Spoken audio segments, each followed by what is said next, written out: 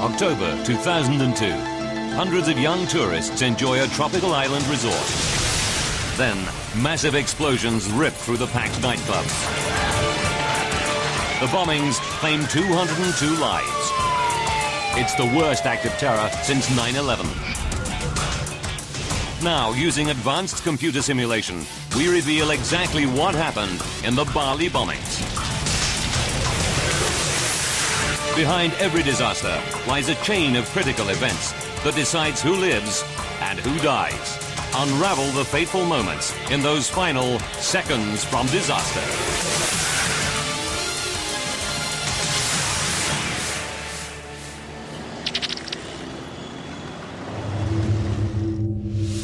Southeast Asia, Indonesia, the island of Bali. Bali's tropical breezes blow in vacationers from all over the world. The warm Balinese welcome is legendary. It's the #1 holiday destination for Australians, reached by a 3-hour hop across the Indian Ocean from their west coast. October 12th, 2002. Another perfect day dawns in this tropical paradise. October is one of Bali's busiest months, and most tourists head for its biggest resort, Kuta Beach. 3 generations of the Kemp family arrived from Perth, Australia. 31-year-old Tracy Ball saved all year for this break, and she's delighted to have her younger sister, Melinda, along. Tracy's daughter, 5-year-old Brianna, brims with excitement. It's her first overseas trip. And Grandma and Grandpa Kemp will be close by in the apartment next door.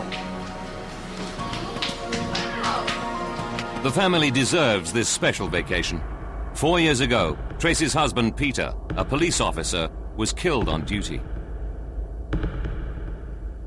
The tragedy left Tracy a little anxious about being away from home.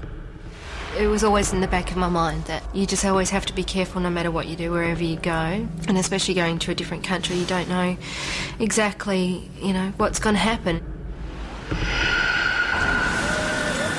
Indonesia has the world's largest Muslim population, with 210 million followers. But on the island of Bali, Hindus outnumber Muslims by almost 20 to 1. The two faiths have lived in harmony for centuries. Abdulaziz, alias Samudra, performs his ritual cleansing for the first call to prayer.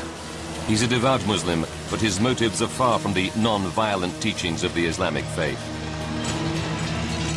He's a homegrown Indonesian terrorist, in Bali to command a group of fanatics intent on causing death and destruction.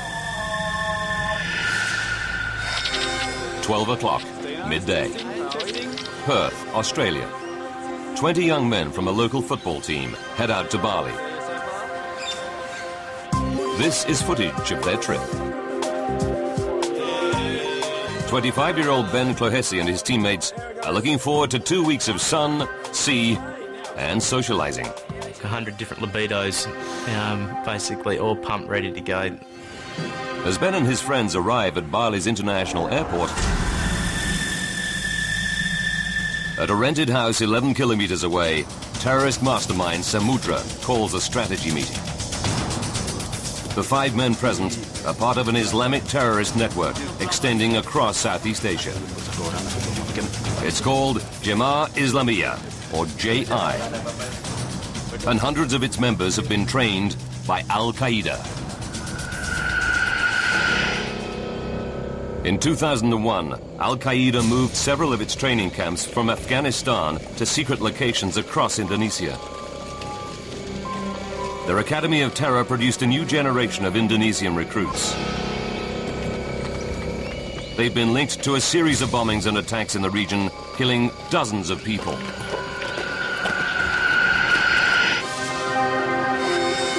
"7:30 p.m. Saturday night. And sisters Tracy and Melinda are looking forward to an evening of fun. Their parents volunteer to look after Brianna. When Tracy's husband died, Melinda immediately moved in with her to help raise the little girl. The sisters are inseparable. We did become best friends, which was awesome. She became very much someone that I depended on nearly every day. As little Brianna sleeps, Samudra's terrorists prepare their deadly weapons. Tonight, they'll bring Al-Qaeda's global jihad to Western tourists in Bali. They plan a symbolic explosion outside the US consulate, northeast of Kuta Beach. But their main bombing targets are two popular night spots, Paddy's Bar and the Sari Club on Legian Street. They load a white Mitsubishi van with 1 ton of explosives. 9:30 p.m. As the sun goes down, Kuta Beach lights up with neon as the club scene comes to life. At the heart of the action is the resort's buzzing central strip, Legian Street. It's where sisters Melinda and Tracy are heading for their girls' night out. But it's the terrorists' destination too. 3 of them drive the explosive-packed van south towards Kuta Beach. Melinda and Tracy arrive at one of Legian Street's most popular hotspots, the Sari Club.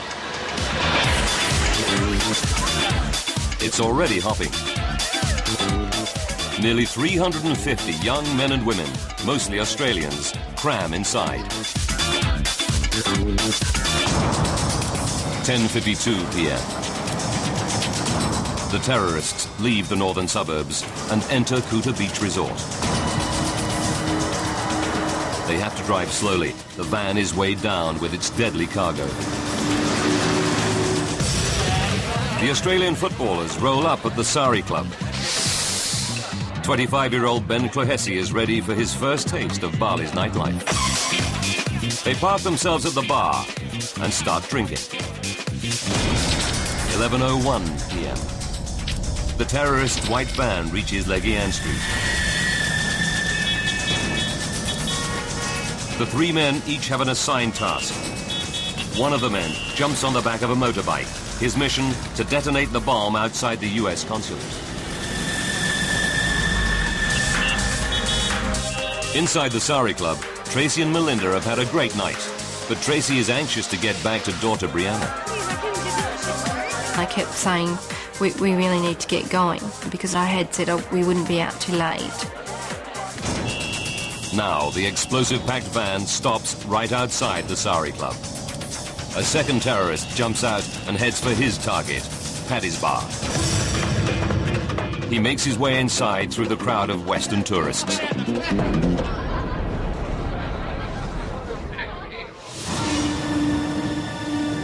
Across the road in the Sari Club, Melinda persuades Tracy to stay for one more song.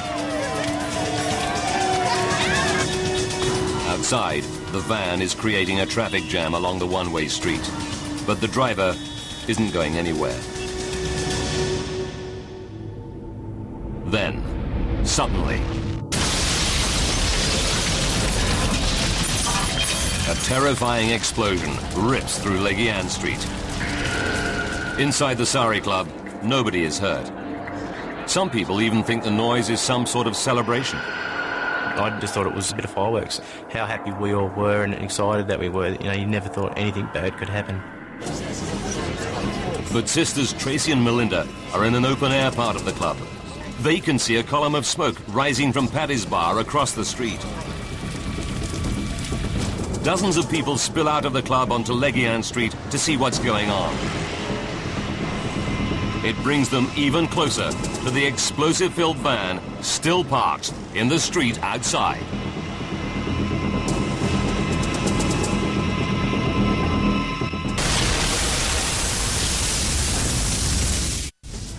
People partying in the Sari Club in Bali's Kuta Beach Resort hear a huge bang outside.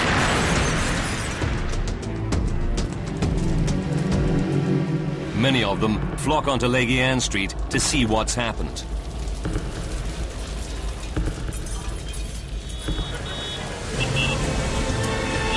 It brings them within meters of the terrorists' explosive-packed white Mitsubishi van.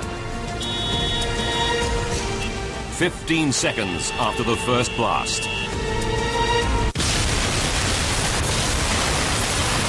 A second colossal explosion rips through Legian Street. It kills dozens outside and inside the Sari Club instantly. Within seconds, a raging inferno traps hundreds. Flames also engulf victims trapped in vehicles caught in the traffic jam. Home video footage captures the chaos as frantic bystanders run to escape. Exploding fuel tanks add to the panic.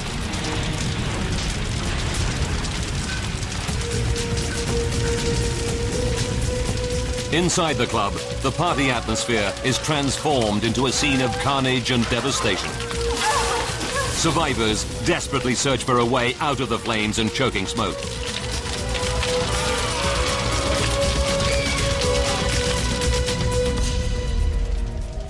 A 31-year-old widowed mother, Tracy Ball, is buried under a stack of rubble. She feels people walking over her as they rush to escape the inferno. Desperately, Tracy digs herself out of the debris. But there's no sign of her younger sister, Melinda. She was nowhere to be seen, and there was just fire and screaming from all directions. So at the same time I'm screaming, I have to find you, I can't find you.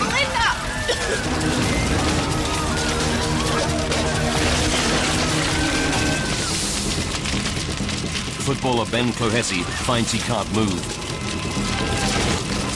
Heavy timber beams and debris pin him to the ground. Flames race through the thatched roof above. He thinks it's about to collapse on top of him. Ben drags himself out from under the rubble and starts to search for his teammates amidst the carnage. The first thing that was going through my head is I've got to find the boys. I was looking around, trying to find any sign of life. Ben can't find them, but instead of trying to escape the blaze, he starts to help other people.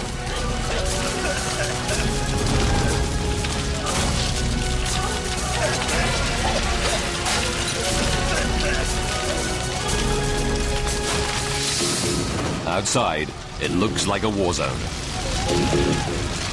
Fierce fires spread through Legian Street. Buildings are ablaze over an area 120 meters wide. Burned and maimed survivors lurch out of the devastated buildings. Many local people rush to help survivors. One of the first on the scene is Kuta Beach Traffic Chief, Agus Bambang. Saya lihat puluhan korban. I saw dozens of victims exiting and running outside of the club, away from the engulfing flames. Some were shouting, saying, "It's so hot, it's so hot. Please, help us get to a hospital quickly." Bambang orchestrates rescue efforts to help the victims. Among those killed and injured in the blast, dozens of his fellow Balinese. There were not only foreign tourists, but also local people from Denpasar who came to Kuta for the weekend. Inside the Sari Club, footballer Ben Clohessy is also helping the injured. He leads two survivors to the only area of the blazing club that looks free of flames. But he finds that a 4.5-meter high wall blocks their path.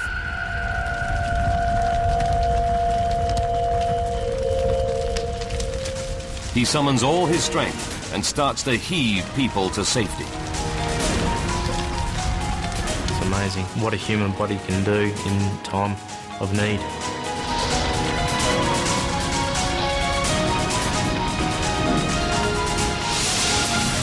While survivors head for the only part of the club not in flames, 31-year-old widowed mother Tracy is still desperately searching for her missing sister, Melinda.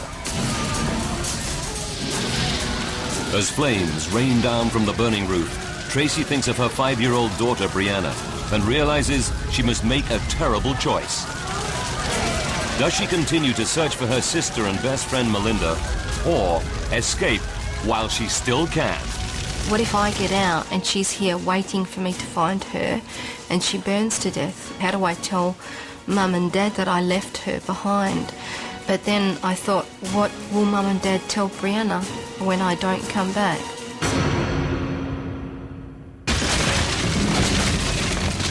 She makes her decision. Tracy heads for the club's south side. A wall has been shattered by the blast, but it's still 2 meters high.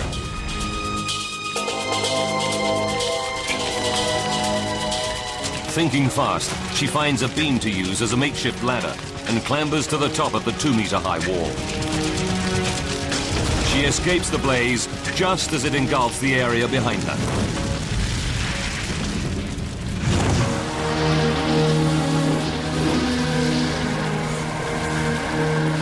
Tracy makes it as far as the curb outside the club. All around her, rescuers struggle to help people amid the chaos. Then, emerging out of the mayhem of Leguian Street, Tracy's father appears. He heard the blast from the apartment and raced to the club to look for his daughters. My dad came in that instant and found me and said, Tracy, oh my God, where's Melinda? Her father's unexpected appearance gives Tracy new hope. Perhaps he can find Melinda.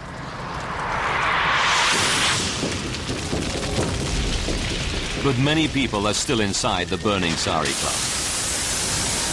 One of them is footballer Ben Clohessy. He's heaved countless people up the north wall to waiting hands and safety.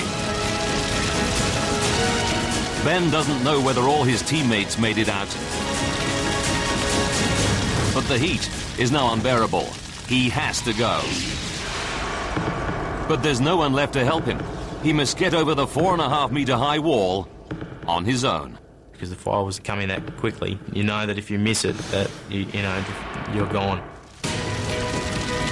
It's Ben's only hope. He summons all his strength and jumps. Somehow, Ben reaches the top and scrambles over.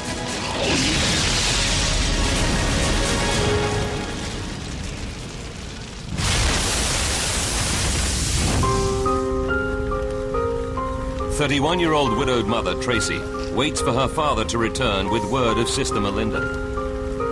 After 5 minutes, her dad comes back. But it's bad news. I wasn't prepared for him to not come back with her. I was expecting him to come back, have, her hand in his hand and saying, here's Tracy, see, everything's okay. 1 a.m. Nearly 2 hours since the blast. The disaster overwhelms the emergency services. Over 300 injured survivors must make their way to local hospitals and clinics any way they can.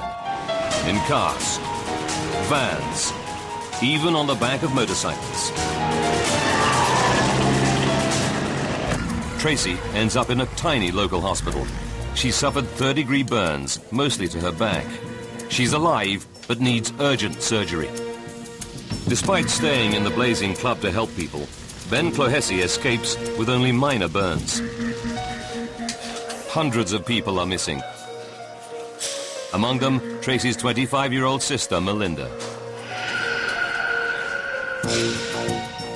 Her distraught father, Ron Kemp, scours every clinic and hospital in Kuta Beach.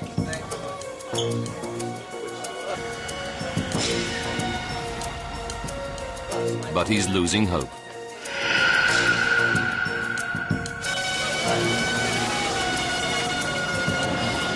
By 3 a.m., ambulances arrive with the last of the survivors.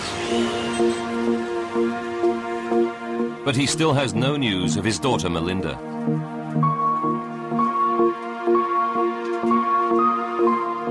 Many of those listed as missing are now confirmed dead.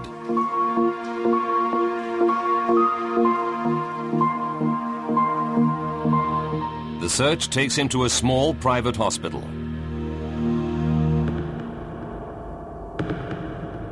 There, he finds Melinda. She's alive. The blast knocked her out, and she has no idea how she escaped the club. Miraculously, she only has minor injuries. 5 a.m. As Tracy is wheeled out of surgery, the sisters are finally reunited. They looked over to me and she was just in tears. She's like, "Oh my God, you're okay," kind of thing, you know. It's not really words said, just looks. Even now, it makes me cry because I could then relax and realise that everything was going to be okay. The next day, Tracy's 5-year-old daughter, Brianna, insists on visiting her mother and aunt in hospital. She was so brave and you know, crying, but at the same time saying, "Mummy, I love you, and even though you're burnt, I still think you're beautiful." And that was the first thing she said to me.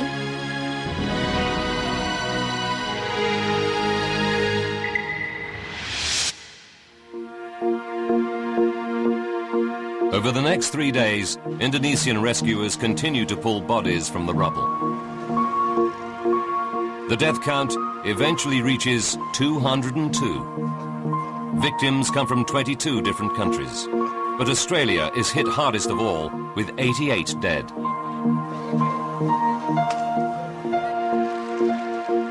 Three days later, Ben Clohessy and his surviving teammates return to Perth, Australia. Of the 20 young men who flew out, only 13 are going home alive. The remains of the other 7 will be returned to their families. News of the disaster shocks the world. Mysterious, deadly bombings tonight in Indonesia. At least 50 people have been killed tonight, many of them tourists. The largest number of foreigners killed and injured in the Bali attacks were Australian. It's been just 13 months since 9/11. Many suspect that this is the work of Al-Qaeda. But why is the peaceful island of Bali a target? Investigators must sift through the debris to discover who are the killers that brought hell to this heaven on earth. Now, by rewinding the events of that fateful day and by going deep into the investigation, we can reveal what really happened that night in Bali. Advanced computer simulation will take us where no camera can go, into the heart of the disaster zone. A new day reveals the extent of the devastation. The damage zone stretches across 28 hectares. The Indonesian National Police appoints General Pastika as its chief investigator. But Pastika knows that he has neither the manpower nor the forensic experience to investigate a disaster on this scale. We understand and realize now that our technology is very far left behind. Pastika turns to the Australian Federal Police, or AFP, in Canberra for help. The force puts forward AFP veteran Graham Ashton as joint investigator. Within 24 hours, Ashton and his team of 140 experts head for Bali. Senior forensic chemist David Royds flies out with the team. Also on board the plane are several people desperate for news of their loved ones. You know, you're full of anticipation, you're nervous, you're excited, and you're with a team and you really feel fired up. And suddenly you realise that at the front of the plane there's 2 or 3 other people, and they were actually relatives going over to search for their children. It was a really emotional experience. As the Indonesian and Australian teams swing into action, they have no clues as to who caused the explosions. But detectives based at Bali's police HQ soon get their first lead. A report from the US consulate, 11 kilometers northeast of Legian Street. The consul claims he heard firecrackers going off less than a minute after the Leguian Street blast.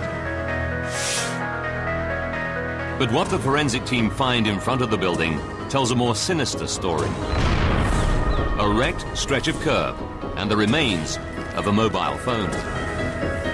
Both test positive for the high explosive TNT. The evidence suggests a small device remotely detonated by phone. Western consulates and embassies are a favored target of terrorists. Investigators believe that this has all the hallmarks of a deliberate terrorist attack.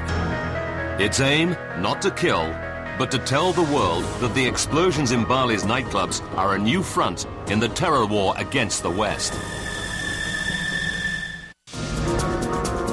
Eyewitness reports reveal that as well as the US consulate bomb, there were 2 explosions in Leguian Street. A smaller one inside a night spot called Paddy's Bar, and one outside the Sari Club.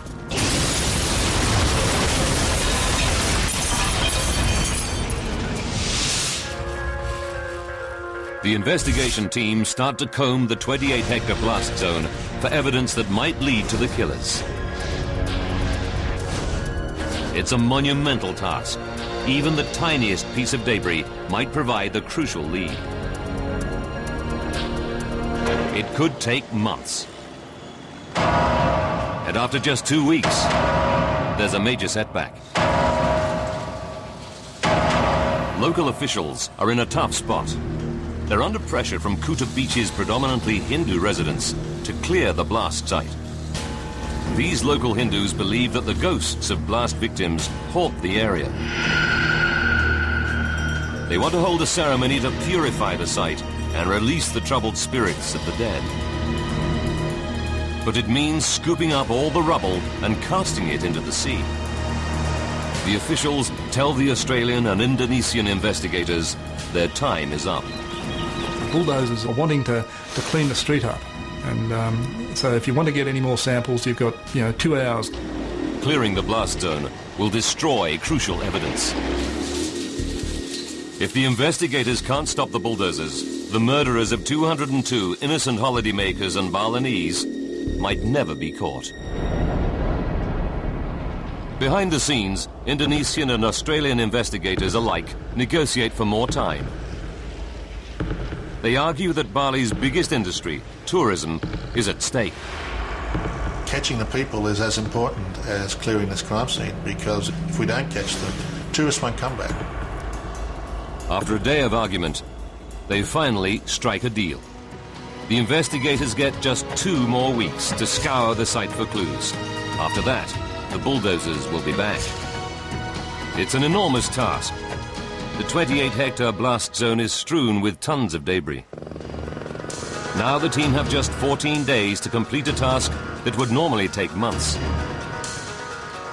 Meanwhile, detectives interview hundreds of eyewitnesses. Many claim they saw a white Mitsubishi van parked outside the Sari Club just before the explosion. It drew attention because it caused a huge traffic jam along the one-way Leguian Street.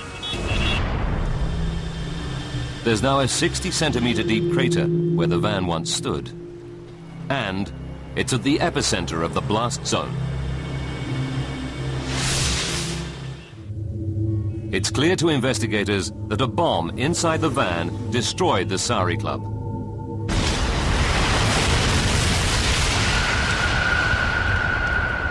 But who owned the van? To find out, investigators need to locate the remains of the van itself. It won't be easy. The van would have been blown to bits in the blast. And the explosions destroyed 19 vehicles and 32 motorbikes on Leguian Street. Forensic experts must examine thousands of twisted remains, piece by piece.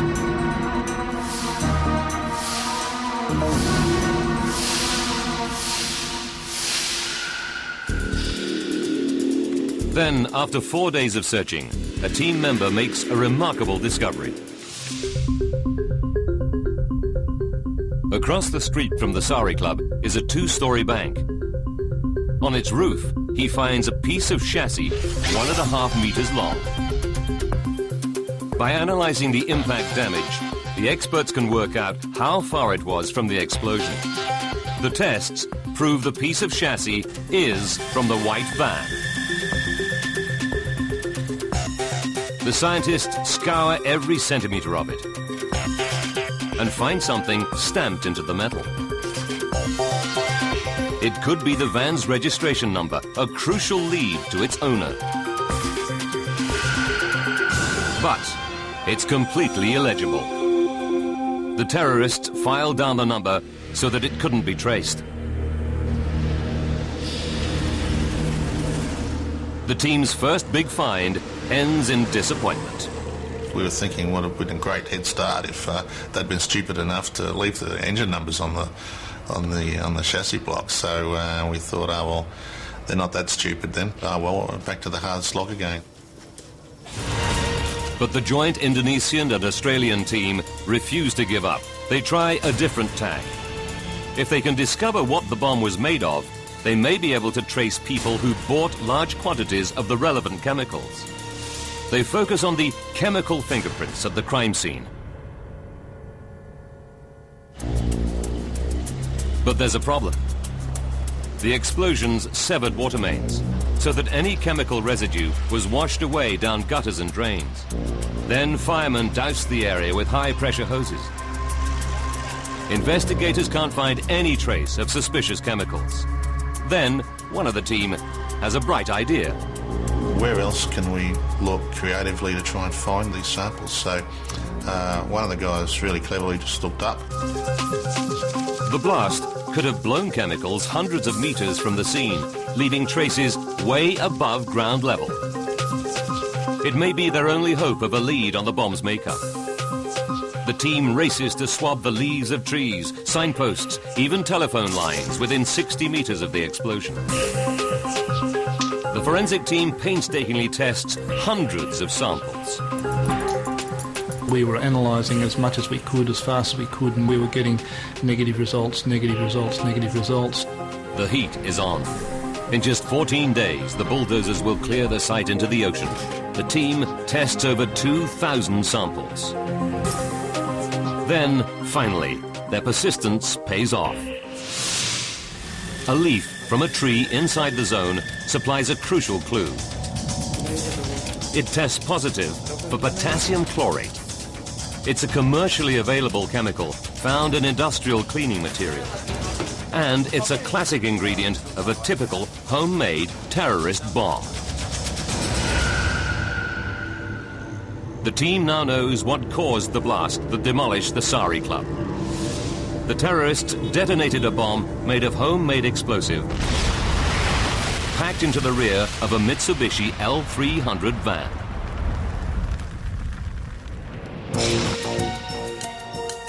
It's a promising lead. Detectives on the team start to track the purchase and delivery paths of large quantities of potassium chlorate. The hunt is on. Time is running out. At the blast zone, the forensic team need more evidence before the bulldozers return. And they've only scratched the surface. They must still find out what happened inside Paddy's Bar, where 20 people died. Eyewitnesses report a separate, smaller explosion here, seconds before the Sari Club blast. The forensic team works day and night to search through the mountain of debris in the ruined club. Then Chief Forensic Scientist David Royds spots something. My eyes fell upon this little bit of copper wire that was no more than 5 centimetres long. Just jumped out at me like that was like pure gold. Royds suspects that it could be part of a bomb planted by terrorists inside Paddy's Bar. He runs tests on it and finds traces of the high explosive TNT. He concludes that it is a piece of bomb detonating wire. To find the epicenter of the blast, Royds devises an ingenious experiment. Tracing back from the explosion's impact points, he creates a spiderweb of string. Where the strings intersect reveals the exact place where the bomb went off. It's 1 meter off the ground. It raises a disturbing possibility. So at this stage, we started to think that this could well be a suicide bomber. On the ceiling, directly above the blast epicenter, Royds finds a cluster of human tissue. He takes a batch of samples and conducts DNA tests. The DNA all belongs to one person. The team also finds fragments of fabric radiating out around the epicenter. They're an exact match for fibers found on the detonating wire. It's a huge breakthrough for the forensic team. They now know exactly what killed 20 innocent people inside Paddy's Bar. 11:07 p.m. A suicide bomber walks into Paddy's Bar wearing a vest lined with TNT. When he reaches the packed dance floor, he hits the detonator.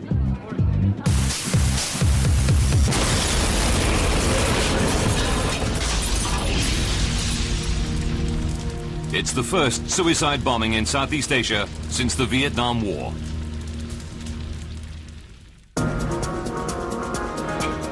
Investigators now know exactly what caused the 3 explosions on the night of October the 12th. But they're no closer to catching the bombers.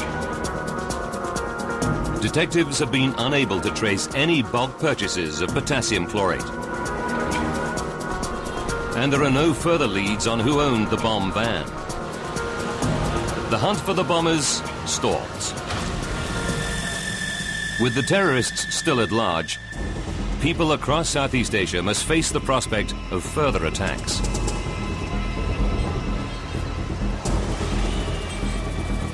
But Chief Indonesian Investigator General Imade Pastika refuses to admit defeat. 6 days before the investigators' deadline, Pastika orders his team to re-examine the 1.5-meter section of chassis from the exploded van.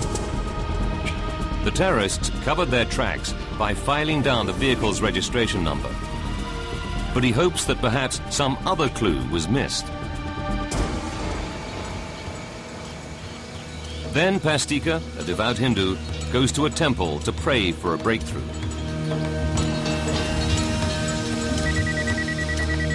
During his devotions, he gets a call. Yeah? It's one of his deputies. You imagine him sitting there praying and his cell phone goes off. General, where are you? Are you not in the office? And he said, no, I'm praying for the success of the investigation. And he said, oh, you must be hitting the right note then, General, because I've just found a number on the chassis rails. When the team re-examined the piece of chassis recovered from the bomb van, they found a piece of metal 4 centimeters long welded onto it. When they remove it, they discover the vehicle identification number.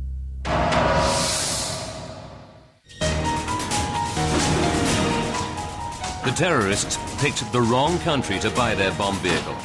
They filed off the 2 usual identifying numbers, but obviously didn't realize that commercial vehicles in Indonesia have a 3rd number stamped on the chassis. One of the van's previous owners welded a support strut to the chassis that covered it up.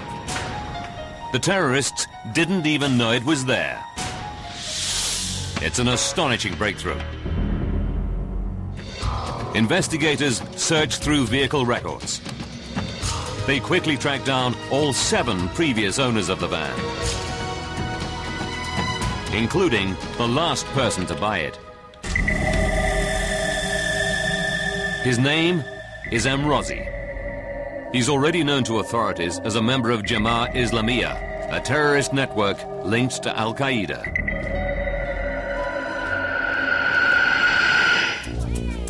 Amrozi is still at the address on the island of Java where the van is registered. On November 5th, 2002, Indonesian police arrest him. Amrozi confesses and reveals what he felt when he first learnt of the deaths and devastation the bombs inflicted.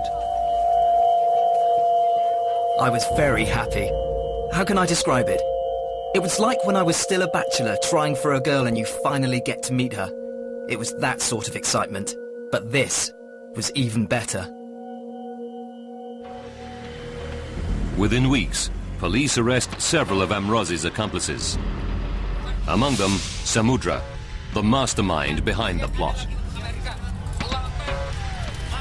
The men confess to the cold-blooded murder of 202 innocent people.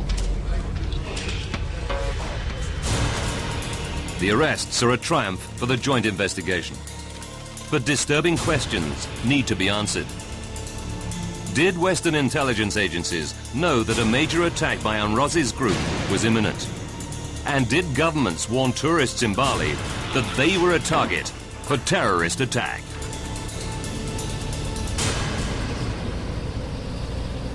A joint Australian and Indonesian investigation leads to the arrest of several of the Bali bombers.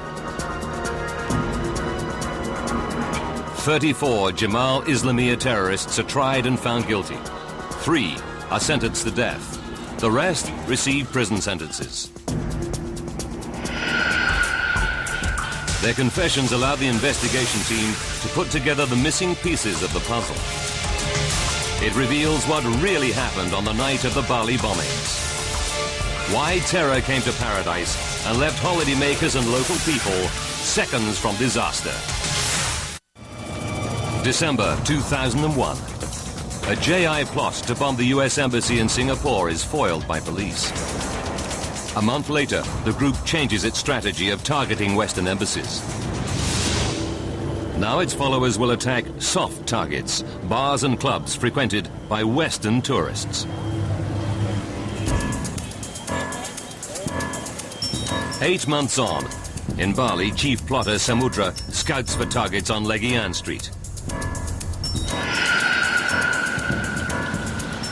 He chooses 2 of the most crowded tourist hangouts, the Sari Club and Paddy's Bar.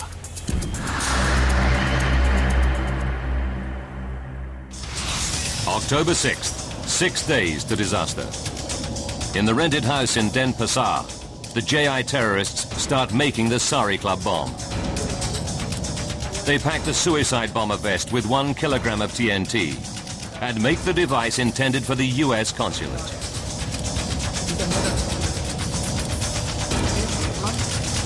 Two hours to disaster.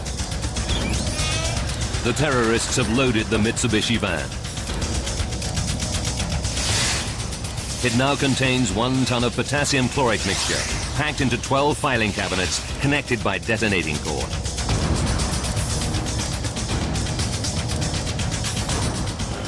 Three minutes to disaster. 30 meters from the Sari Club, Ali Imran gets out of the van. 1 minute to disaster. The first suicide bomber, a young Indonesian known as Ferry, walks into Paddy's Bar. When he reaches the packed dance floor, he hits the detonator.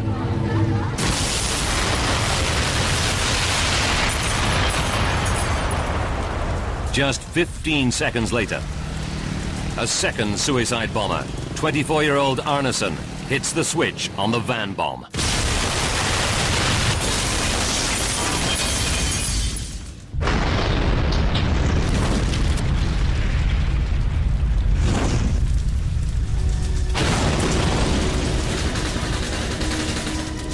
"40 seconds later, the terrorists use a phone to detonate the device planted some 3 hours earlier outside the US consulate. It announces to the world that the Bali bombings are an attack on America and its allies. Australian tourists, Melinda and Tracy, were lucky to survive.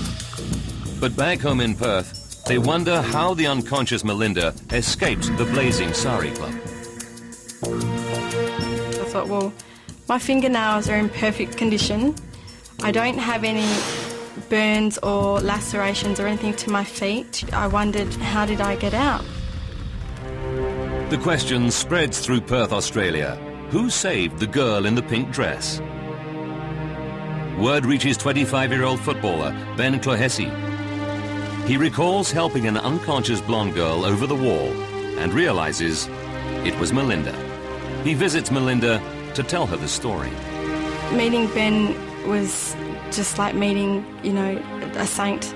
He had saved my life, you know, and it's so hard to describe, you know. How do you feel when you meet someone that saved your life? Many others owe their lives to the brave actions of Traffic Chief Agus Bambang. As a Muslim, he cannot understand how the terrorists could claim to act in the name of Islam.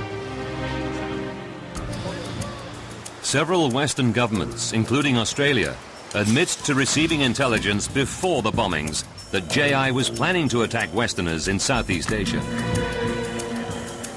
The US and Australia issued warnings to its tourists to be cautious when travelling around the world.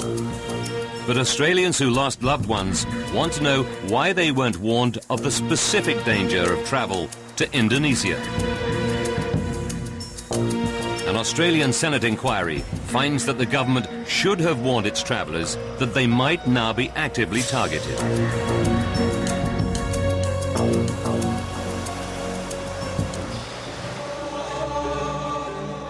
"30 days after the bombings, investigators keep their promise to hand over the crime scene to the Hindu community. The ocean waves receive the spirits of the dead.